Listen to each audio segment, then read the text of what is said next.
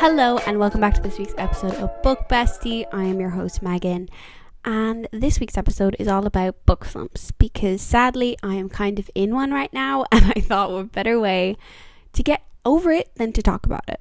I'm currently in my last week of college before Christmas at the minute, so everything is happening. Everything is due. So I feel like this book slump is not unexplainable. You know, I'm definitely like a little bit more stressed at the minute than I would have usually been, and it's just all kind of happening, and I feel like I don't have time to read, so I'm not reading. But then when I do have the time to read, I'm like, I don't want to because I'm just not in the mood. So there's a lot happening right now. So I thought that I would use this episode to talk about some recommendations that have helped me get out of book slumps. All the books on this list are romance books. So if that is not your vibe, I would love to hear what helps getting you out of a book slump. I feel like I'm always looking for books to make a list so that if it happens again, you know, I'm ready and I have a list of books in my arsenal to be able to just get into and help me get over it. I feel like what got me into this book slump is I've been reading Iron Flame for the past 3 weeks, and it's a heavy book. Well, not heavy in terms of topic, but just it's a big book. I feel like I want to download it onto my Kindle because physically the book is huge. Like, if you haven't seen Iron Flame, it's like bigger than a regular book size, and it's also very, very long, so it makes it very hard to hold. So I feel like downloading it on my Kindle and reading it on that might help a little bit, and then I'll be able to actually finish it because I am enjoying it. I loved Fourth Wing and I'm loving Iron Flame so far. It's just I feel like in the headspace to tackle something like Iron Flame at the minute. So this is a list of books that I found helped, and one of these books actually on the list is what's kind of got me back into reading, which thank God.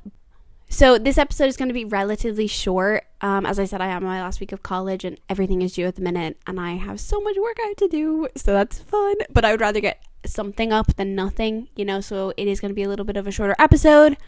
But I'm going to get into it. What I'm going to do is I'm going to give you the name of the book, the blurb, and why I believe that it's a good book to get you out of a book slump. So the first book on this list is actually the book that got me out of my slump, which I'm so excited about. I feel like this book blew up a couple months ago, and I saw all of the book girlies kind of read it and they loved it. So it was something that was always in the back of my mind that I wanted to read eventually. So I finally got around to it, which I'm very happy about. I read it on my Kindle. As I said, I read quicker on my Kindle, and it's just, I feel like, easier for me. I'm not seeing a length of a book. I, make sure that the percentages and everything are off. So I'm just simply sitting there reading. And it was a really good story. So the first book is When in Rome by Sarah Adams.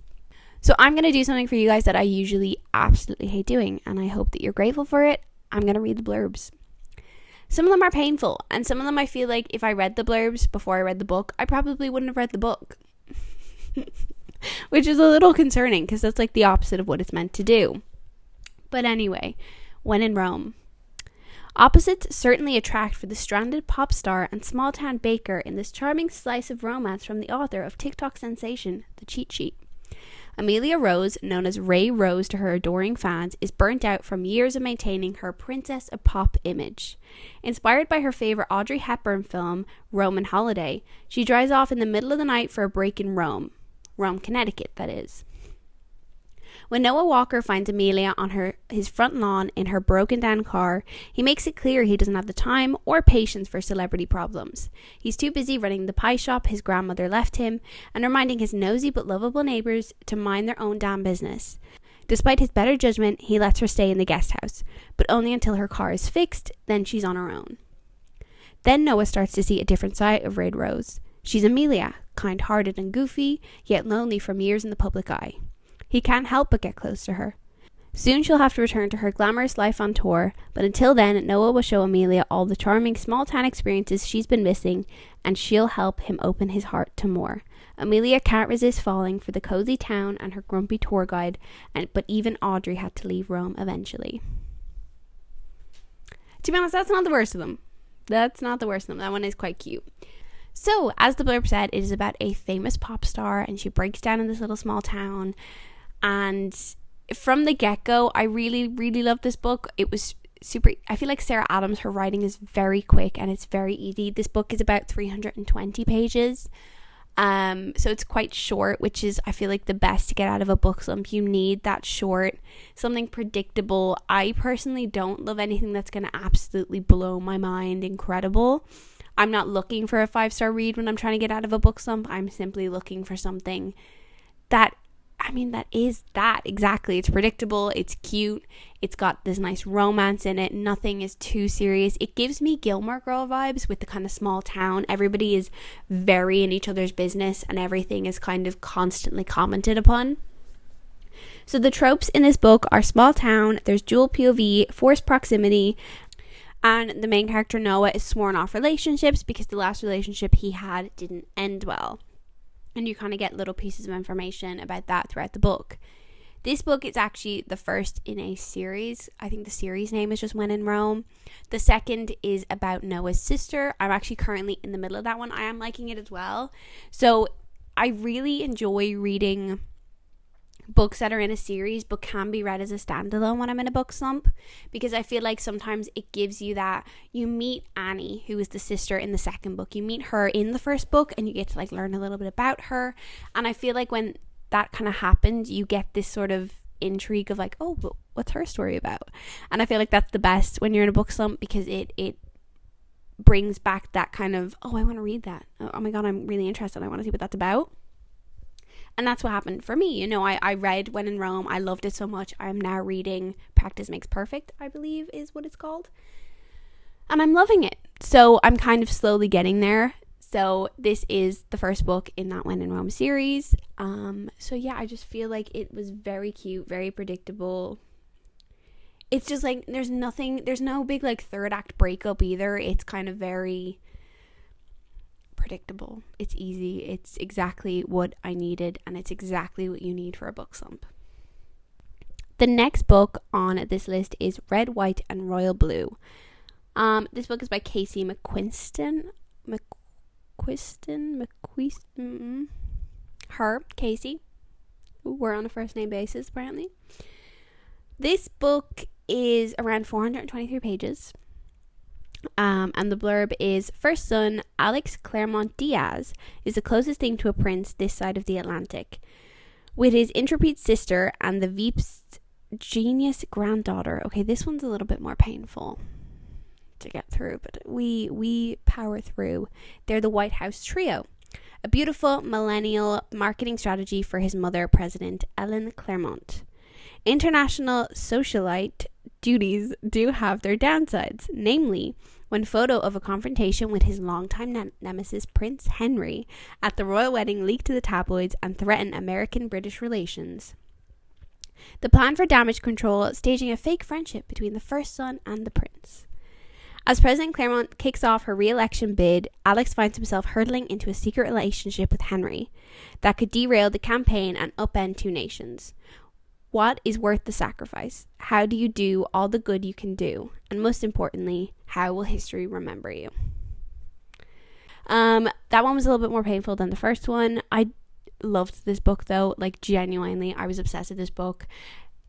As I said, it's 423 pages. I felt like that was quite long. Kind of for what it was quite long, but I still enjoyed it nevertheless. The tropes in this are distance, so you get kind of like emails and text messages, and it's all very cute. It is an LGBTQ plus book, which is really cool. It's kind of enemies to lovers-ish. Like, enemies is a bit of a stretch. They kind of just dislike each other. I feel like you don't ever have like a true enemies to lover if it's not in a fantasy, but it's that kind of vibe of they don't get on to then being in a relationship. And then there is a little bit of a found family aspect with that White House trio that I mentioned, and Henry and his friend, they all kind of form this big group and they're quite cute. That's actually something I wish was in that book more, was more of the big group. I think they were all quite cute together. Yeah, it was a really easy read. I literally found myself sometimes lying there and just like kicking my feet and like giggling. I was like, this is so cute and adorable. It was different. I had never read an LGBTQ plus book before, so I was really intrigued to see how it was and everything. I loved it. I thought their romance was really cute. I thought they really suited each other very well. Alex was my personal favorite. I've yet to actually watch the movie. I've watched, I think, about half of it, and then I stopped for some reason. So I've yet to finish it, but so far I liked it. I thought it was quite accurate and quite cute. It wasn't like predictable, it wasn't whatever. It was just very cute and very sweet and like feel good, and I just loved that. And as I said, it is a little long, so it is a little bit longer to get through, especially if you're in a book slump. It can be that kind of pulling yourself through it. But personally, once they got to the kind of the emails and the text messages between each other, I was like, oh my god, this is the best thing ever. This is adorable. So the next book in this series is Heartless by Elsie Silver. Now this is the second book in a series, in the Chestnut Springs series, and I will get to that in a second. But the blurb is, working as a nanny for the world's grumpiest single dad should have been simple, except I can't keep my eyes off him and he can't keep his hands off of me. Ooh, painful. I don't know why, just reading it out loud, like when I'm reading it, I'm sitting there and I'm like, oh, cute, and then I read it out loud and I'm like, that's physically painful for me to say those words into the world. Cade Eaton is 13 years older than I am and barely looks my way. Until I get him into the hot tub one night for a game of truth or dare, then all bets are off and so are our clothes. I can't. Why are they like this? He's gruff, a little rough around the edges, but broad-shouldered ranchers with calloused hands and filthy mouths are this city girl's kryptonite. So who am I to resist? But it's in our quiet moments together that he softens. It's when he takes care of me that I realize his hardened exterior is just a facade. It's when I watch him go all sweet with his little boy that I really fall for him. Someone convinced him once that his best wasn't good enough, but I've never felt more cherished than I do in his arms. My contract may say this arrangement is only for 2 months, but my heart said this is forever. Again, I feel like if I read that, I wouldn't have read the book. I would have been like, ew, the fuck? Anyway. This book is 476 pages. It is quite long. To me, it didn't feel that long. To be honest, when I read that to write that down, I was like, oh wow, that's actually way longer than I thought it was. Because again, read it on my Kindle, so didn't feel that long at all. As I mentioned, it is the second book in a series, but they all can be read as standalones. You will definitely probably spoil the first book for yourself, but to be honest, they're all romance books. They get their happily ever after in the end. There's nothing that you kind of wouldn't expect. Like obviously you see the two characters in the first book in the second book. So it's to be honest, if you know romance books, you know that's realistically what's going to happen anyway. So it's not the biggest deal. But personally, I've only read 2 of the 4 or 5. I think there's 4 currently out of the Chestnut Springs series. And I've only read the first 2, and this is definitely my favorite over the first one. The tropes are single dad, sworn off relationships, small town, little bit of an age gap, cowboy, and it's a grumpy sunshine. I think her name's Willa. From what I remember, she's the best friend of the girl in the first one. Very, very cute. I feel like a lot of people who see kids in a book, they either hate it or they love it. I'm kind of indifferent. I don't mind it too much. It's not something that I seek out, but it's not something that if I see, I'm like, oh, I'm not going to read that. So that is just an element of this book. There's a kid, there's a little boy, so if that's something that you don't like reading, it's not going to be the book for you. I thought it was very cute. It was that kind of, I love Grumpy Sunshine. I think they're so entertaining, especially when it's Grumpy Sunshine in a way that he's just not like a dick to her. Like if you ever realize that sometimes Grumpy Sunshines, it's like they call it a Grumpy Sunshine, so that means that he can be like an absolute ass to her. I hate that. That makes me uncomfortable. But in this Grumpy Sunshine, it's more he's very professional and trying to keep it professional. And she's like this, this city girl who like rocks up and is all like wild or whatever. That's kind of the Grumpy Sunshine in this one, which I like personally. Again, it goes back to what I mentioned in the When in Rome. They're standalones. You meet the other characters. You kind of get that intrigue of like, ooh, maybe I kind of like that guy. Maybe I should go see if his book is out yet, or if he has a book. And again, you fall down the rabbit hole. Next thing you know, you're back to reading 6 books a week, It's a dangerous, slippery slope. The next book on this list is Mr. Wrong Number by Lynn Painter. I personally find that any Lynn Painter book will get me out of a reading slump. This one got me out of my last one that I was in over the summer. I love this book. I mean, Lynn Painter's books, they're always quite predictable, and sometimes the main girl character can be like a little too quirky and weird and different. But I just personally, I'm not the biggest critiquer of that. I don't, unless it's like physically unbearable, I don't really care. I find them, again, they're easy reads. There's something to get me out of a book slump. So the blurb for Mr. Wrong Number is things get textual. Is that a word? Textual? Things get textual when a steamy message from a random wrong number turns into an anonymous relationship in this hilarious rom-com by Lynn Painter. Bad luck has always followed Olivia Marshall, or maybe she's just the screw-up her family thinks she is. But when a "what are you wearing" text from a random wrong number turns into the hottest, most entertaining anonymous relationship of her life, she thinks things might be on an upswing. Colin Beck has always considered Olivia his best friend's annoying little sister, but when she moves in with them after one of her worst runs of luck, he realizes she's turned into an altogether different and sexier distraction. He's sure he can keep his distance until the moment he discovers she's the irresistible Miss style he's been sort of sexting for weeks, and now he has to decide whether to turn the heat up or ghost her before things get messy. This is the first adult Lynn Painter book that I read, and I did enjoy it. All of Lynn Painter's books that I had read thus far had been closed door, very YA, very cutesy. So this one was definitely like 0 to 100 quite quickly. It's 350 pages. The tropes are brother's best friend, and it is the same grumpy sunshine. Again, it's not that he's a complete and utter fucking dick to her. Sun's grumpy and, you know, she's just like this, whatever. Lynn Painter, I feel like, just does have very easily readable books. They're all quite simple and predictable, but they're enjoyable. It's just, they don't take themselves too seriously, so you shouldn't take it too seriously. It's not going to be the great next what am I trying to say? It's not going to be the next literary masterpiece of our generation. There we go. But they're cute. They are what they are, and if you take them as that and you go in with that mindset, it can be something very enjoyable. Personally, I love Lynn Painter. I own all of her books and have read them all bar Betting on You, which I just got the other day, and I'm very excited to read. But yeah, this one again, Olivia, she, as I mentioned, she has the whole bad luck thing. It could be a little much sometimes, I'm not gonna lie. It can be a little bit kind of, oh sweet Jesus, like it's very, if you ever read Wattpad and sometimes the author would go missing and they'd come back and be like, yeah, I got hit by a car and I've been in the hospital in a coma for 6 weeks and next chapter will be up tomorrow. Like, it's a little bit giving that sort of vibe of like, goddamn, give the girl a break. But other than that, it's cute, it's easy. Colin is, I'm trying to remember what, I read this book a while ago, I'm trying to remember what Colin is like. He's not the worst, he can be a little bit closed off and quiet, but I feel like that's the vibe that was given from the get-go, so it's not the biggest deal. But overall, I loved that book. I thought it was very cute. There is also a second book with that series. It's the Mr. Wrong Number series. The second one is The Love Wager. I think it's the main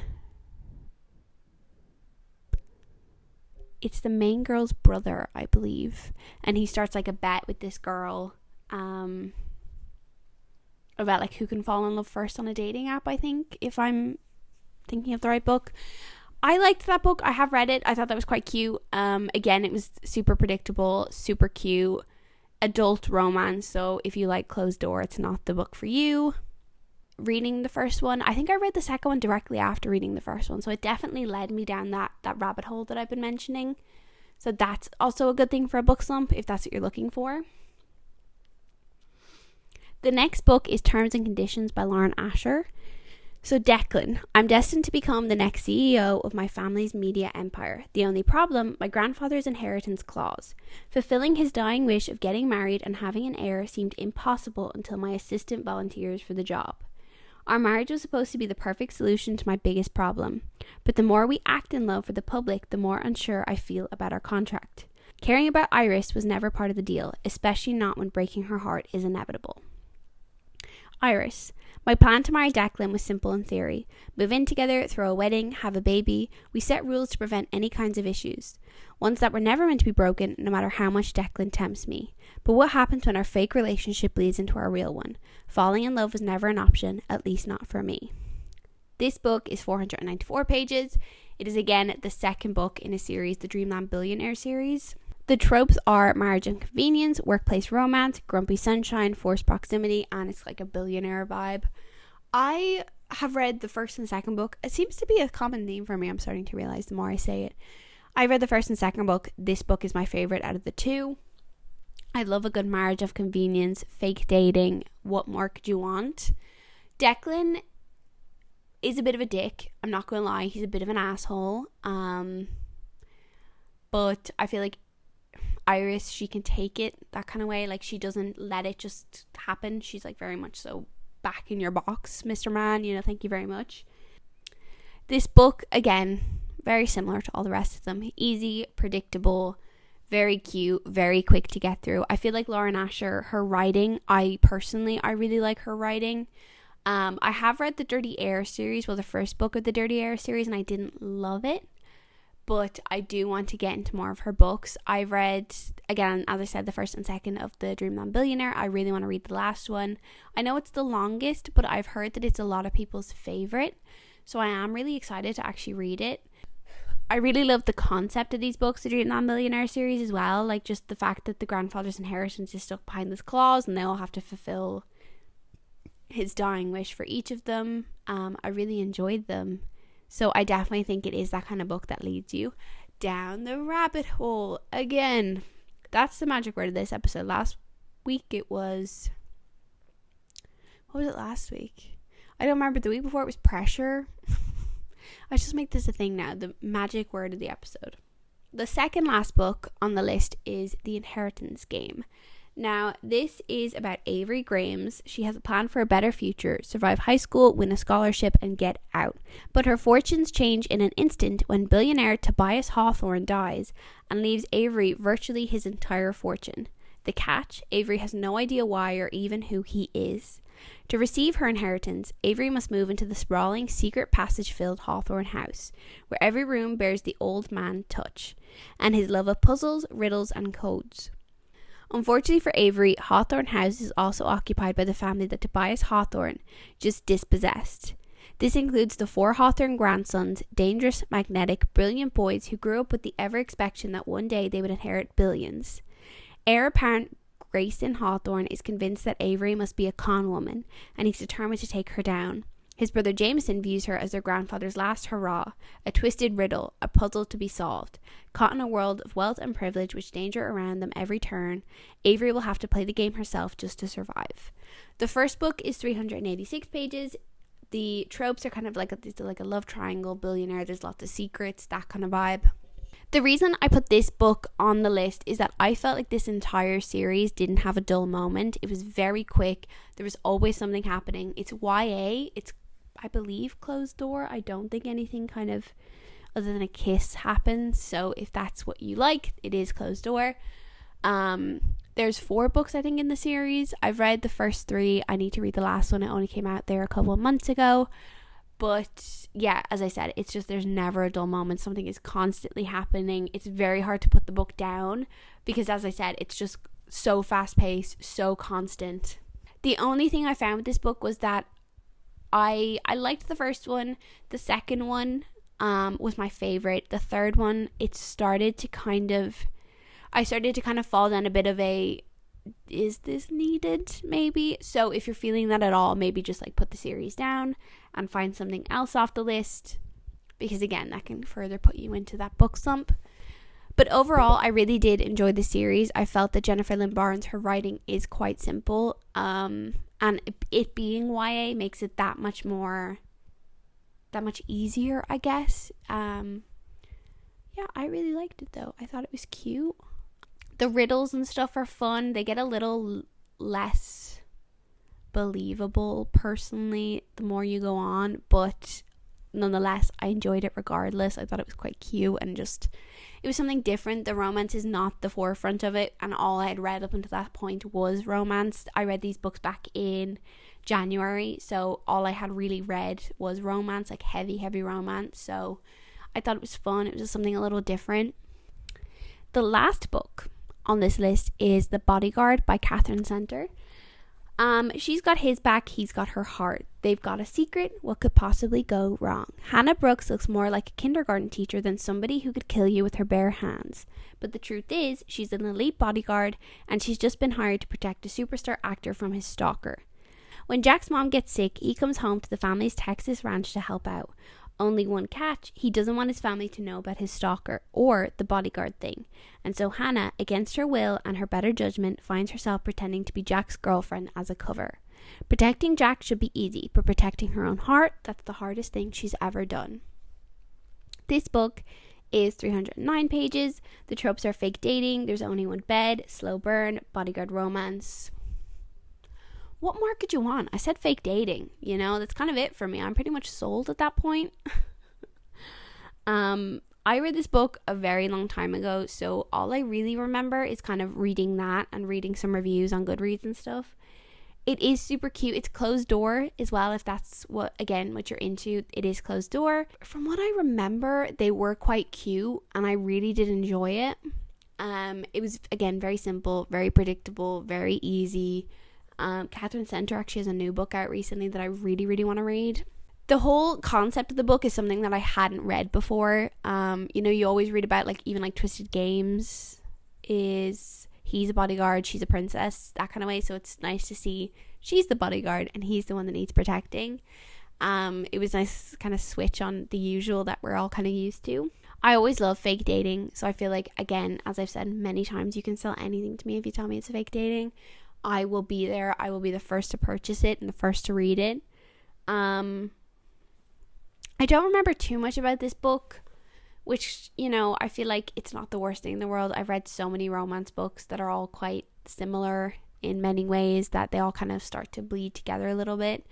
I do remember really enjoying this one and the concept of it and stuff. So that is why I put it on the list, because I felt like it was one that really kind of stuck out to me as, oh my God, I actually remember that and it was quite cute. From what I remember, he didn't want a bodyguard and it was kind of like his agency put it onto him and all that kind of stuff. So it was that kind of, he didn't want her there, but she had to be there and she was going to do her job and she was going to own it and it was great and girl boss and everything. So that was kind of fun. But yeah, I really enjoyed that book from what I remember. I actually really want to reread it because from what I remember, it was very, very cute. So yeah, that is the list I have put together for books that can get you out of a book slump. I want to really quick apologize for my voice. I am still sick. This is we're moving on to week 3 now and I'm very much so over it and I'm trying to get rid of it before Christmas, but we will see if that actually works or not, because every day I feel like I'm getting better, I get worse, so that's super fun. Book slumps, they're not the end of the world. Sometimes it can be your body's way of telling you you need a break, you need to just relax. Sometimes you can be doing too much and you're trying to read on top of it. So I definitely think it's just your body's way of telling you just to, take a chill pill. Everything's fine. Everything will be fine. So sometimes listen to it. It's not always necessary to immediately get yourself out of it. Let it happen. Take a little bit of time and then get back into it when you're ready. If none of these books on the list tickled your fancy, in general, books that I kind of recommend for a book slump is nothing too heavy. Don't expect, if you're on a book slump, to get into Throne of Glass, an 8-book series where there's a tandem read and each book's 800 pages long. It's realistically not going to happen. So definitely I feel like fluffy, easy, standalone romances are the best way to get out of a book slump, I found anyway, personally, from my experience and anyone I've kind of talked to. But whatever works for you, and I would love to hear what works for you, so please make sure you either tell me on Instagram, which is @BookBestiePod, or even on TikTok, it's Megan_Jor, because I would love to hear them, honestly, because as I said, I love compiling lists of books that can get me out of a book slump, so I have them there ready for when it comes. But yeah, it's probably a bit of a shorter episode this week. I apologize, but as I mentioned, a lot of deadlines coming up and a lot to do, but I'd rather get out something than nothing. Regardless, I hope you guys enjoyed, and yeah, thank you so much. Don't forget to follow the podcast, rate the podcast as well. That helps tremendously. If you are not already aware, I also upload visuals of the podcast onto YouTube. It's Megan_Jor on YouTube, so please go subscribe, like the video, everything like that. It really, really means the world to me, and it genuinely helps so much. So yeah, thank you so much for listening, and I will see you all next week. Bye.